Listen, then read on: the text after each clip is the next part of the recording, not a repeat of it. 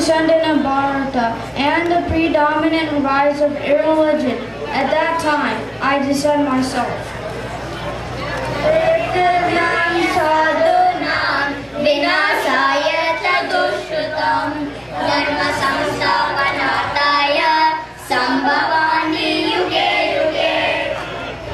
To deliver the pious and to annihilate the miscreants, as well as to establish the principles of religion, I myself appear, millennium after millennium. Janma karma chame divyam evam joveti satvatah yamavade punar janma naite mameti so Arjuna.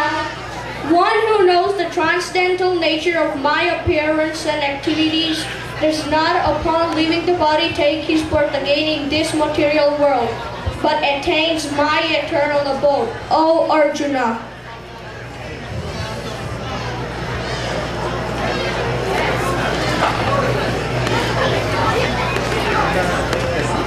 In Mathura, Kamsa, uncle of Krishna, was scheming to take over the entire world. His evil plans were being fully supported by other envious and demoniac kings. Mother Bhumi became aggrieved, feeling the burden of these demons, and approached Lord Brahma for solace. Being unable to mitigate the pitiful condition of the earth, Lord Brahma and the Devas approached Lord Vishnu and offered many wonderful prayers. Lord Vishnu, who is the greatest well-wisher of his devotees, assured the demigods that he will appear very soon to reduce the burden of Mother Bhumi. Meanwhile, in his palace, Kamsa, intoxicated with his powers, enjoyed lavishly. In order to execute his scheme, he started planning his sister Devaki's marriage to Vasudeva. Oh, Prince Kamsa, such power, fame, glory can never be imagined by anyone in the three worlds.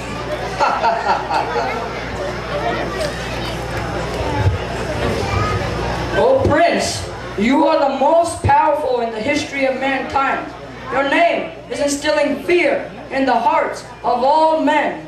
To please you, even the demigods are afraid of you. Commoners have been ordered to offer sacrifices unto you. People are willing to pay higher taxes just for your pleasure. Very good, very good. My dear brother, I am very touched by my right and all demigod. Of course, oh jewel among women, for you are my very dear sister. People will speak of your wedding for generations to come. What would you like as a wedding gift? A palatial building, a golden chariot with horses as swift as the mind, or 1,000 maidservants? My dear sister, why are you crying? Did I say something to disturb you? My dear brother, I am moved by your affection towards me. Ha ha ha! Of course. Minister, tell my sister of the arrangements that were made. Oh, sister of the most powerful king, in your marriage there will be 400 elephants decorated with golden garlands, 10,000 horses, 1,800 chariots, and 200 young beautiful maidservants decorated with ornaments. The king has ordered us not to spare any expenses. My dear sister, do not look so surprised. I, Kamsa, have also decided to personally drive your chariot in the wedding procession. Oh, brother! Now, my dear sister, go to your chamber and take rest, for tomorrow will be a very long and exciting day for you.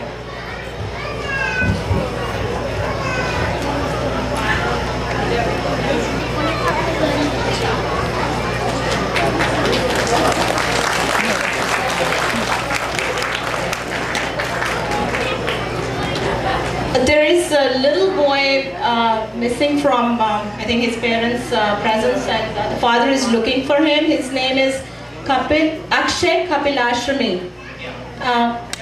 Akshay, can you come to the play area, please? Or the swings? Vasudeva and Devaki's wedding was performed under most auspicious circumstances. The priests expertly chanted the prescribed mantras. The assembled crowds of citizens gathered outside the palace to greet the newly wedded couple. As promised, Kamsa accompanied his sister and Vasudeva on the chariot to take them to their new home. Look! Here comes Kamsa driving the chariot of his sister and her husband Vasudeva. Look how beautiful Devaki is. After all, she is the sister of our prince. Yes, and she is fortunate to have gotten Vasudeva as her husband. How noble Vasudeva looks with his new bride. May God shower his blessings upon you.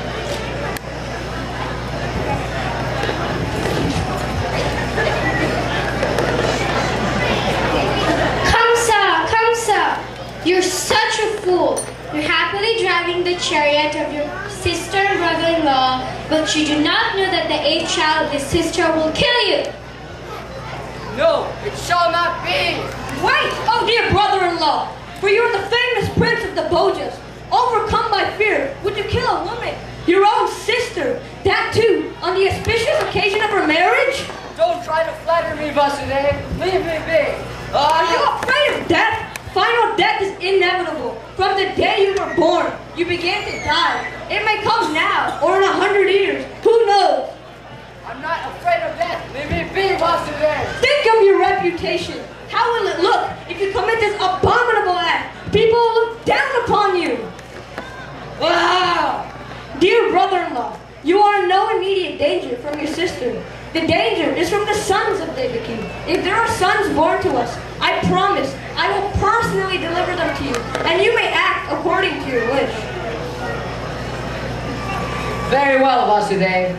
I shall accept your proposal. But do not think that I will forget this in the due course of time. Vasudeva, you are known for keeping your promises. Therefore, you are free to go. You have chosen wisely, O Prince of the Bojas. All glories to you.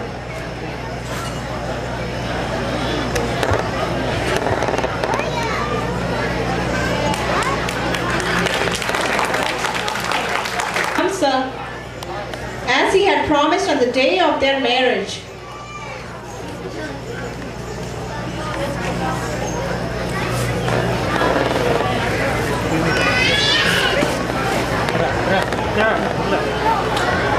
My dear husband, how can you take away my firstborn child, knowing well that Kamsa will kill him? Devaki, we both know I have given my word of honor to him. I cannot break it under any circumstance. No, do we really have to do this just for the sake of honor?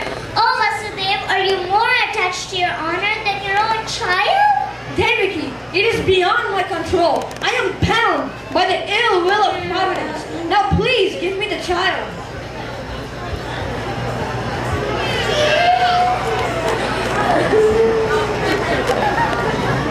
Oh, dear brother-in-law, I have brought you my firstborn child as promised. You may act according to your desire. I'm very pleased, Vasudeva. It seems your word is as good as gold. I have thought this over, Vasudeva, and decided that you may keep this child. I can keep the child? Yes, for it is the 8th child of yours that is destined to kill me. I will finish him off before the prophecy can be fulfilled.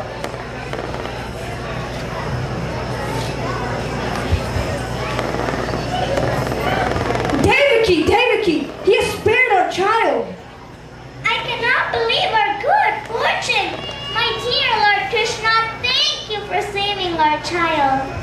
Yes, even I am struck with wonder by his behavior. But in my heart, I feel he may change his mind at any moment.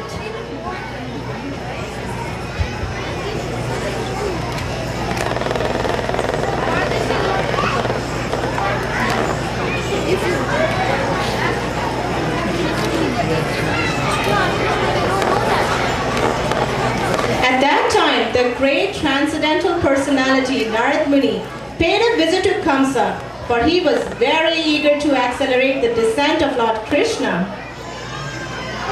Krishna, Hare Krishna, Krishna Krishna, Hare Hare, Hare Rama, Rama Rama, Hare Hare. What is this celestial sound? Oh, Narji, what brings you to my humble abode? My dear Kamsa, did I hear correctly that you have spared the child of Vasudeva and Devaki? Yes, that is correct, O great sage. I'm very astonished to see your compassion. But I must inform you, I have just returned from the heavenly planets. And there's a great jubilation at the advent of the Supreme Lord Vishnu, who's come to kill you. Vishnu? Yes, your father-in-law, King Surasena, his son Vasudeva, and all the relatives, the Yadu dynasty, have been awaiting Vishnu's appearance in their family. Many demigods have already taken birth in these families, and also... Demigods? Be wary of friends and well-wishers from the Yadu dynasty, Kalnemi. What? Kalnemi? Yes, Kalnemi was your name in your previous birth. You were an enemy of Lord Vishnu. He had vanquished you. Now you have returned. He's taking birth to kill you again. What? Krishna, Where? Krishna, Naradji? Krishna Krishna, Hare Hare. Demigods, I told you not to be so easy on them. I knew that it wasn't a good idea to let them keep their child. Now the demigods are working with Vishnu. Be quiet. Let me think. Vishnu could be anywhere. Any one of them. No, I won't be trapped like this.